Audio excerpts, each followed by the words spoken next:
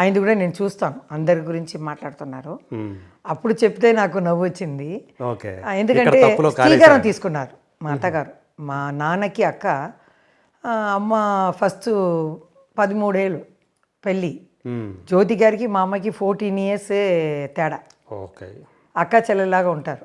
Okay. So కాబట్టి వాళ్ళు అడగగానే మా అమ్మ ఇచ్చేసారు. పెద్ద ఆర్టిస్ట్గా ఉన్నారు. మా అమ్మాయికి ఏదైనా కూడా వాళ్ళు పెద్ద ఫ్యామిలీ, 4 బ్రదర్స్ ఉన్నారు. అంటే దత్తత వెళ్ళారా? దత్తత వెళ్ళారు? లేదు, పెళ్లి చేసుకుని ఇక్కడ వచ్చేసారు. ఓకే.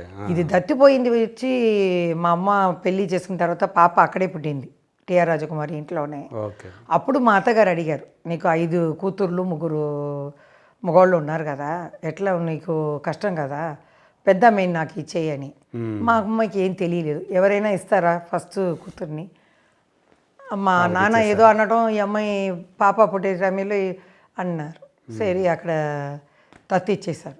ఓకే. అప్పుడు ఎప్పుడప్పుడు టైం ఉంటే ఆ అమ్మాయి తీసుకెళ్ళి ఆ బొమ్మలు ఇవ్వడం, ఆ స్వీట్ ఇవ్వడం, అక్కడే అది పెరిగింది అనమాట. మ్మ్. అప్పుడు ఆ శ్రీగారు ఇవ్వమని చెప్తే మా అమ్మ నాన్న ఇచ్చేసారు ఫస్ట్ కూతుర్ని. అక్కడ అత్తగారితో పెరిగింది.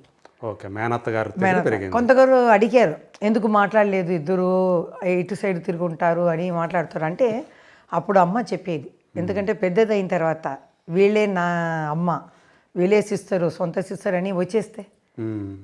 అందుకని మాతో కొంచెం దూరంగా టచ్ ఉండాలని ఏదో చెప్పి ఉంటుంది.